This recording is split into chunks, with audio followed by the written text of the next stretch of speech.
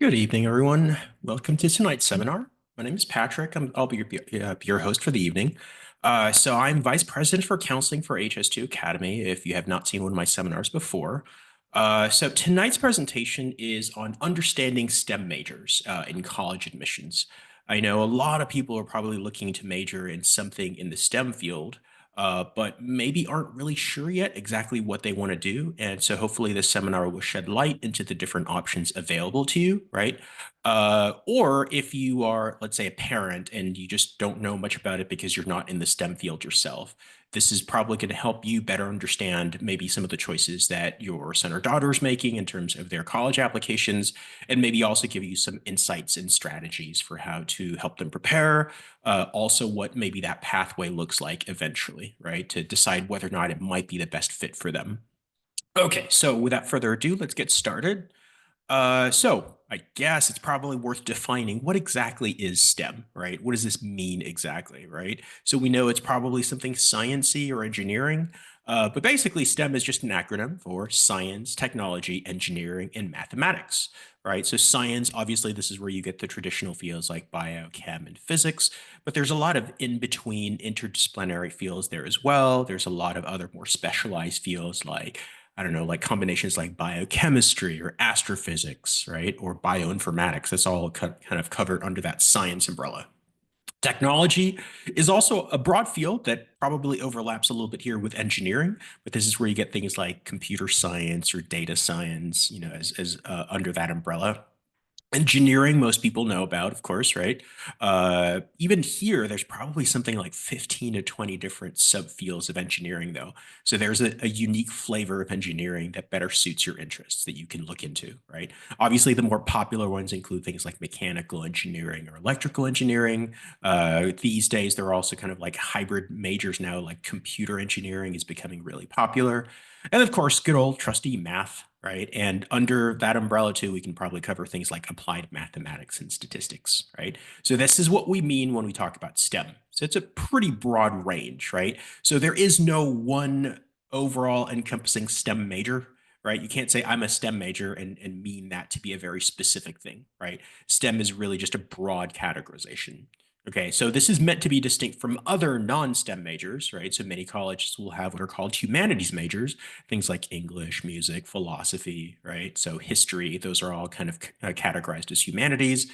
There are also fields like social sciences, like political sciences, psychology, sociology, econ, right? And then, of course, there are other fields like business. I mean, this isn't exhaustive, but of course, this is meant to be more kind of like to show you what STEM isn't, right? However, there are these days kind of growing intersectionalities between these things.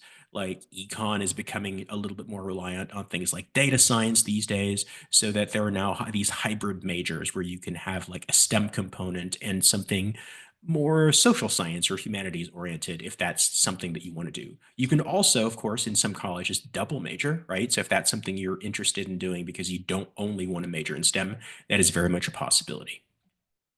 Okay, so it's important to note that America has been changing a lot in terms of what the jobs look like that are available.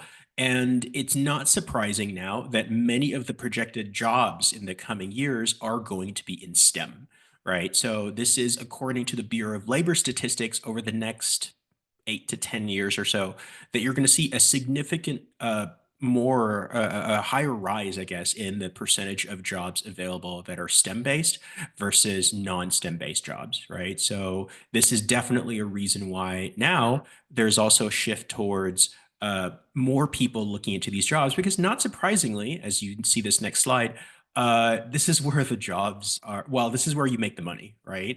So some of the highest paying jobs tend to be these kind of STEM and engineering jobs. As you can see, even just like scanning these first eight kind of majors, other than computer science, is all engineering, right? Now, if you go beyond that, there feels like econ and finance, but if you kind of like go a little bit further, you'll also see some of those other majors we talked about, like physics, math, information systems, right? So, yeah, these STEM jobs are partly the reason why a lot of people are now trying to go for these majors because they know that they're going to be able to get like more stable careers or high paying careers, right? All right. Now, of course, it's not all about the money. I know a lot of students are interested in these STEM fields because they like math and science, right? It's what they're good at. So it's just a nice bonus that they can find a job that pays well as well. Okay. All right. Now, not surprisingly, we are seeing an increase over the last couple of decades or so in terms of the number of people holding bachelor's degrees in STEM fields who are going for STEM jobs, right? The percentage of STEM workers is also increasing.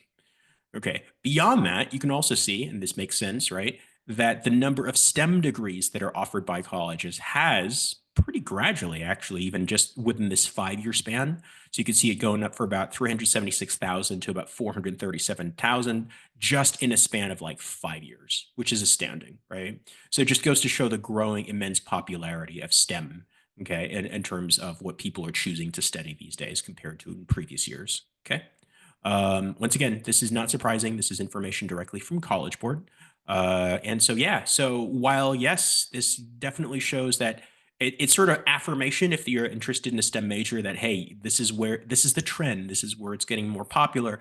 But it also maybe is a bit of a concern because if everybody's doing it, then it is getting more and more competitive, which is a reality we're going to have to face. And I'm going to talk about that, especially in regards to certain majors that yes, it is getting increasingly harder to get into some of these majors, especially in top colleges, right? Okay. Another thing to note here is that there's also seemingly this interesting dynamic here where, like, based on certain ethnicities or races, there's a growing number of people who are going for STEM majors. We see this actually across the board, with the exception of like white people, right? So, like, it's actually decreasing among white applicants, but for Asians and Pacific Islanders, it's slightly getting up there. But for other ethnicities like the Hispanic population increased by 2% for STEM, not too much among Black or mixed races.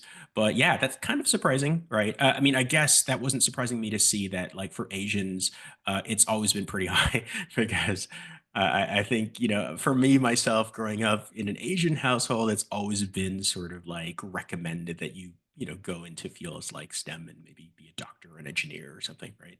So I'm probably not the only one who's heard that, right? Okay. So the first of these different STEM fields that I'm going to cover is computer science and some related majors too. Right. So what is computer science exactly? So this is from Rice University. They say computer science is the holistic study of all aspects of computers, offering a generalist approach to topics ranging from algorithms and programming languages to artificial intelligence, abbreviated as AI, of course we know that, and machine learning. So, computer science is something that broadly covers both the theory and the development of software for computers. So, the major has obviously very many different subfields and specializations, ranging from the aforementioned AI to emerging fields like cybersecurity to developing operating systems and even things like database management, right? So, we'll just see like a couple of these things. Now, of course, in recent years, it's become really popular, especially among the top schools, and we'll talk about the implication of that in here. But I just wanted to give you a sampling of what these different flavors are in terms of computer science. So one example I really like is from Georgia Tech University. So Georgia Tech has this innovative system, which they call their threads curriculum, right? So they categorize the different sort of subtopics in computer science into 9 discrete threads, right? And computer science majors at Georgia Tech can pick 2 that they want to study. And so, as you can see here, we talked about like how computer science can cover things like cybersecurity, the many different things in devices, right? We can't live without our Androids or Apple phones, or you know, these days our iPhones. Obviously, things like internet works, right? So, you know, we're all really dependent now on the internet. So obviously, there's a whole bunch of things that computer scientists can do with regard to that. Intelligence, this is the aforementioned AI and machine learning is going to be encompassed by that. There's also for various types of media, right? So computer science can interface with more creative fields as well.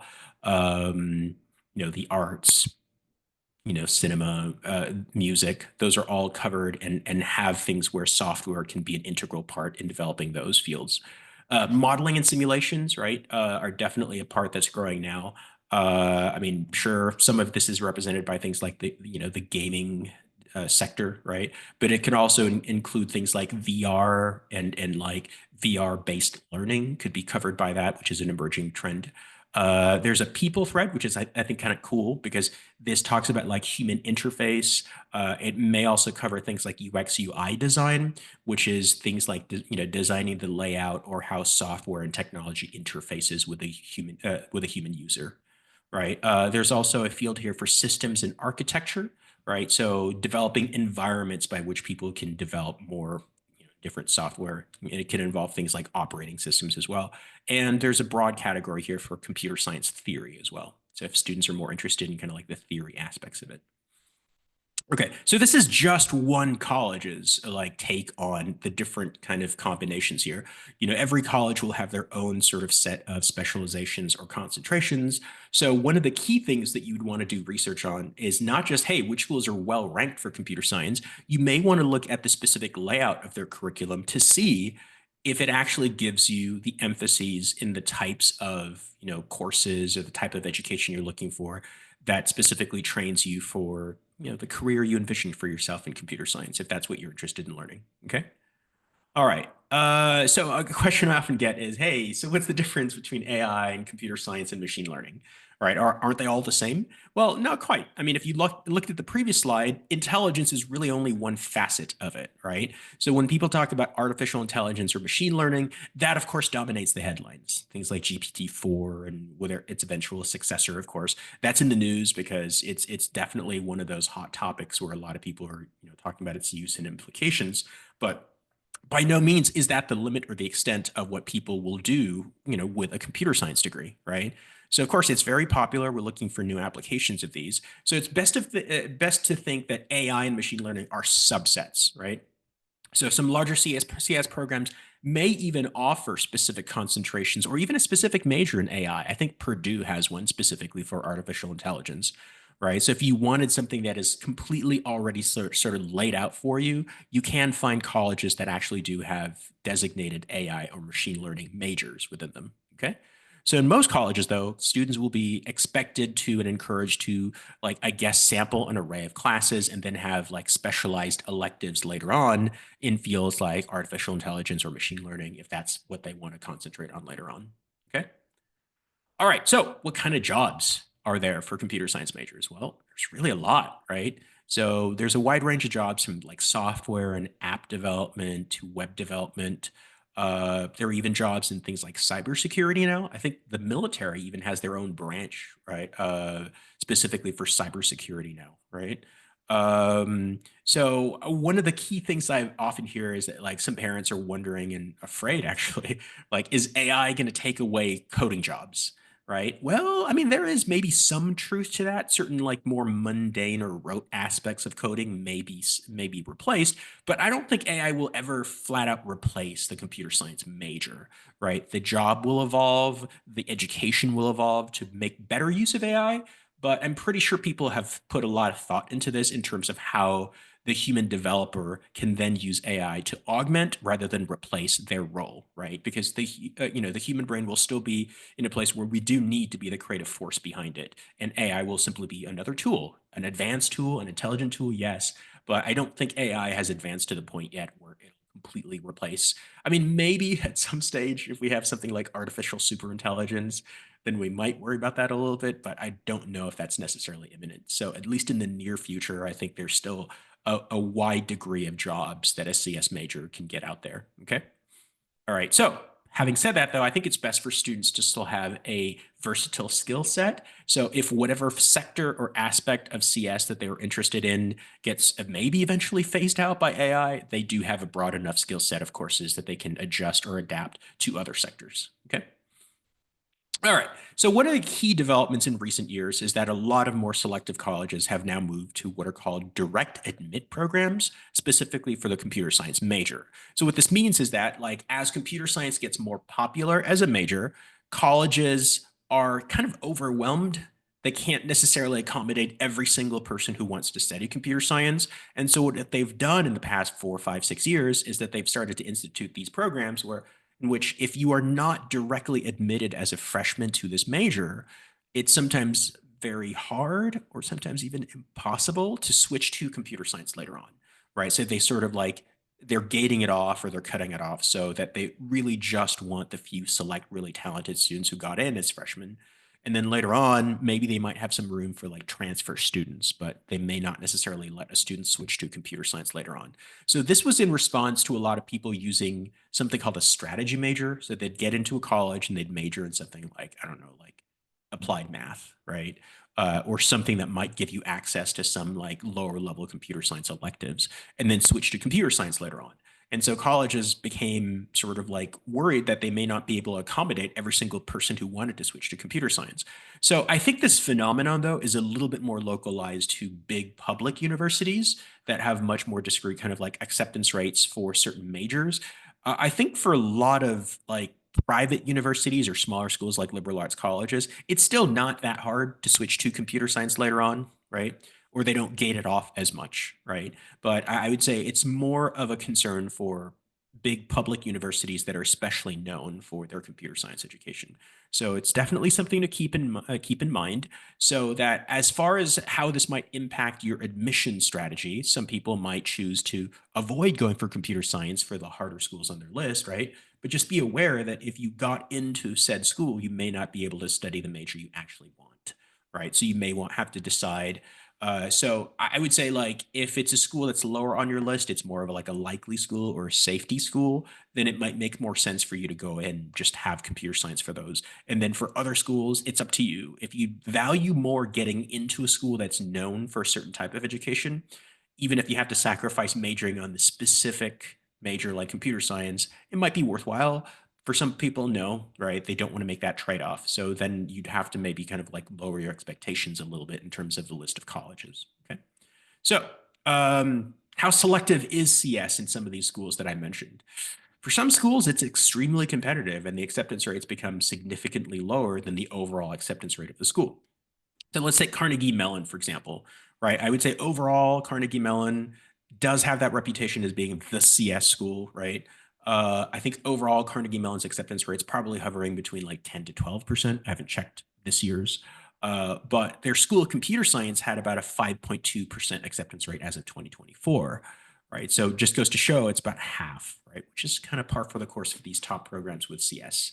UC Berkeley, 3 years ago, just launched a separate College of Computing. So they took out the computer science major that was housed in their College of Letters and Science and then put it in a separate College of Computing. The acceptance rate last year for this was a paltry 1.9%, just a shade under 2%. Okay.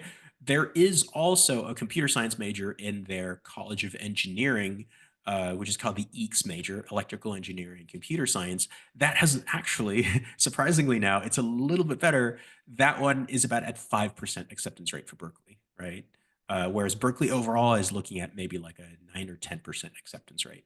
So it's significantly lower. And then the University of Washington, not as overall competitive as, let's say, Carnegie Mellon or UC Berkeley, but they're really known for their undergraduate CS program, right? Because they have the Paul Allen School of Computing, right? And so if you're not from the state of Washington, the acceptance rate for computer science for out-of-state applicants is a paltry 2%. So it just goes to show how just drastically competitive some of these places are for computer science specifically. So just be aware of this, right? So if you are thinking of computer science as your major, you may find a much, much more difficult pathway ahead of you when it comes to like getting into these top schools because, hey, it's the it major these days. So if you're going to try your chances for some of these schools, you are going to have to make sure to account for this when you're constructing your college list so that you do have more safety schools in place, right? So of course there are some really good schools that aren't as hard to get into that are still have like still pretty decent computer science programs. So that's definitely something that you should research. Our counselors at HS2 know this very well, and we've helped students navigate this so that they can take their shots at some of these top schools, but they're still going to have some options that can give them a solid education in computer science, even for your likely or safety schools. That's kind of ideally what you want. Okay. All right. So to give you a snapshot of what this looks like, this is the most recent US news rankings for undergraduate computer science rankings. So no surprise, some of these names will seem familiar at the top here. You have Stanford and Carnegie Mellon and MIT. Of course, some of the other schools that we had talked about as well, University of Washington is always in that top 5 or top 10, right? Yeah, none of these schools should surprise you, right? These are a lot of the schools that are pretty much sort of like recognized as being the top CS programs in the country. right? So, I mean, if any of them surprise you, good. That gives you something else to consider maybe in your college list. But yeah, so it's a mix of obviously like elite level universities like MIT and Stanford and some Ivies like Cornell and Princeton, but also, as I mentioned earlier, a lot of flagship public universities tend to excel in computer science and engineering. So you will see schools like UC Berkeley, Michigan, UT Austin, Georgia Tech, because these are the top public institutions also there. Okay. And public institutions typically focus their resources on majors and departments where the jobs tend to be, right? So no surprise, these same schools, if you were to cross-reference schools that also excelled in engineering or business, you'll probably find a lot of overlap here as well, right? So schools like University of Washington, Michigan, UT Austin will also excel in those fields. Okay. So if this isn't something you're aware of, definitely this is hopefully enlightening so that you can see what kinds of schools you should perhaps strive for at the very top of your list. Okay. All right. So what are some alternate majors to CS? Maybe you're sort of scared off by those acceptance rates and you're like, oh, maybe that's not for me.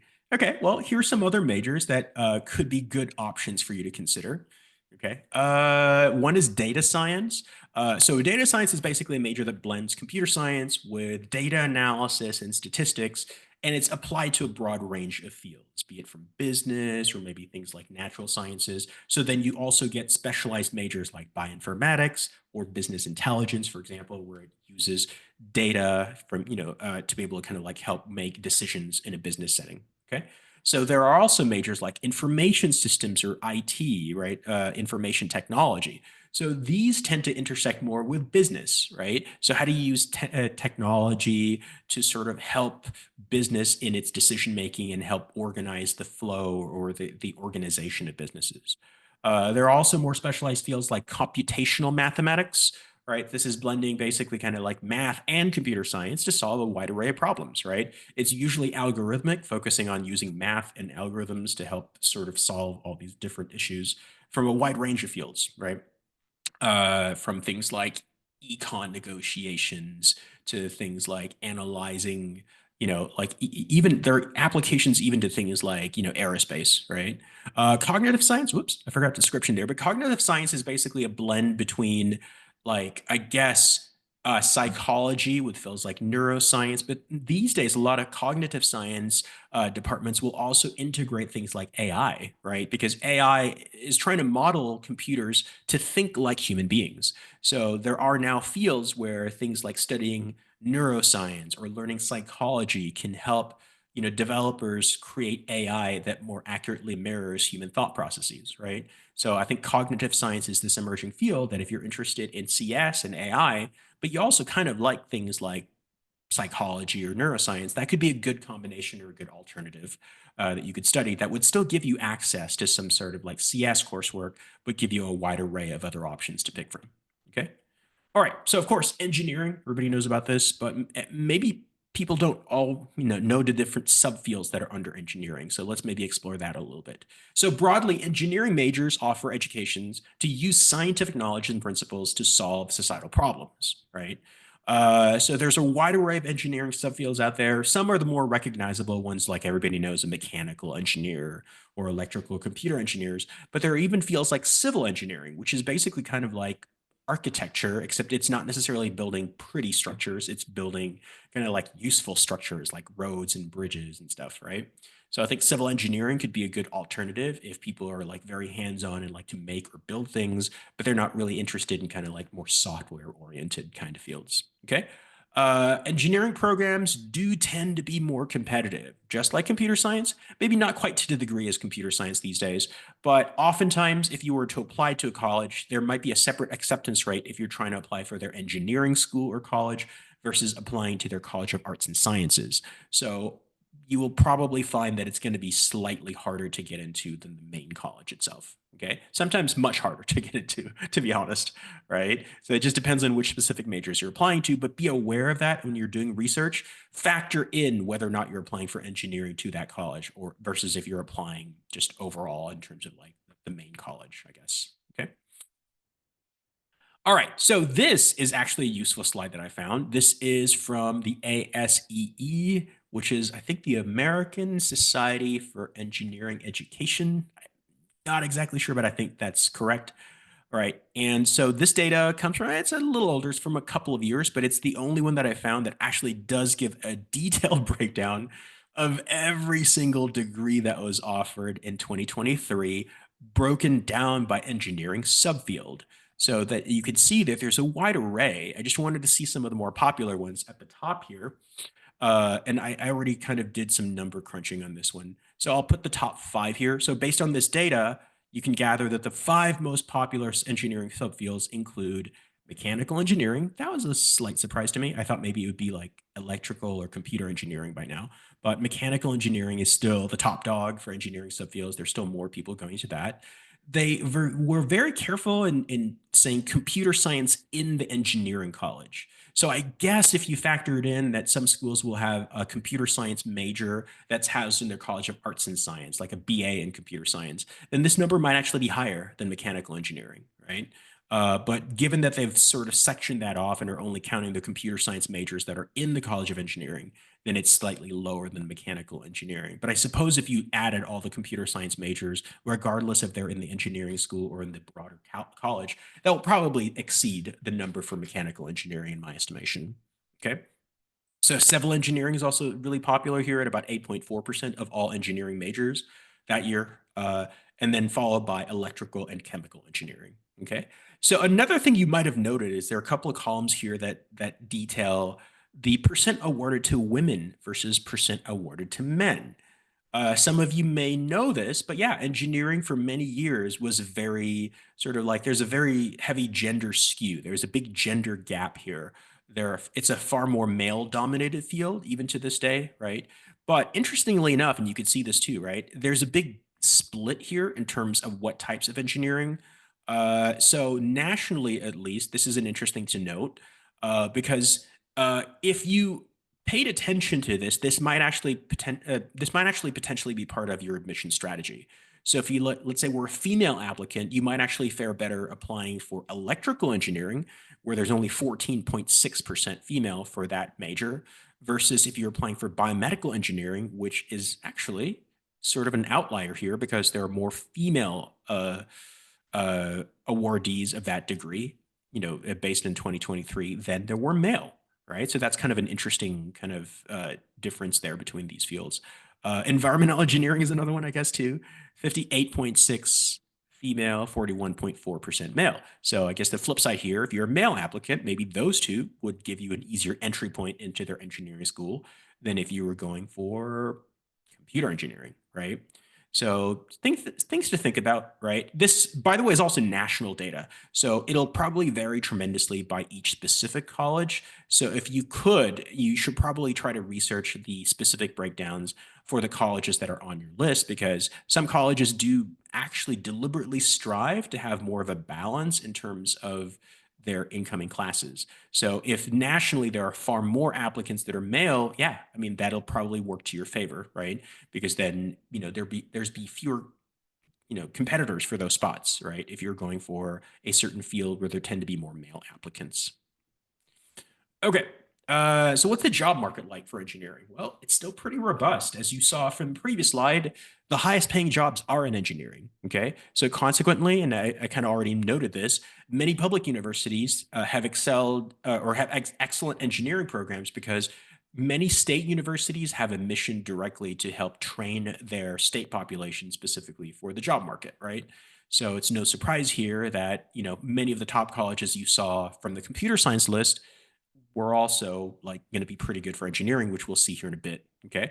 Now, it's also important to note here that because many people now are graduating with engineering degrees, it's kind of sometimes tough to stand out in that job market. So I normally recommend to our students that if you are going to major in engineering, don't just rely on the coursework, right? Try to take advantage of opportunities like internship, shadowing, research opportunities, and many top colleges will have like things like career services that might like hook you up with like job fairs or possibly connect you with people in companies who are alumni of their university. I would really take full advantage of that because any chance you get to sort of like stand out and sort of be on the radar for these companies that you're looking for will help you land that first job better.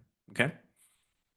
So yeah, so it's still a very robust job market, but like I say here, it's better to be proactive and really try to make yourself stand out. Okay. Even with an engineering degree from a good college. All right. So these, not surprisingly, are pretty much more or less the same names, right? Just in slightly different order. I don't even know if there's a single school here that's different, right? So I think there's just some leapfrogging going on here with like Stanford. I think Carnegie Mellon jumped down a little bit. But yeah, I mean, if you were to look, let's compare that to the CS list again, just to see if, what major differences. Yeah, it's more or less the same names. I think Purdue doesn't really show up here and it's replacing one of the other schools.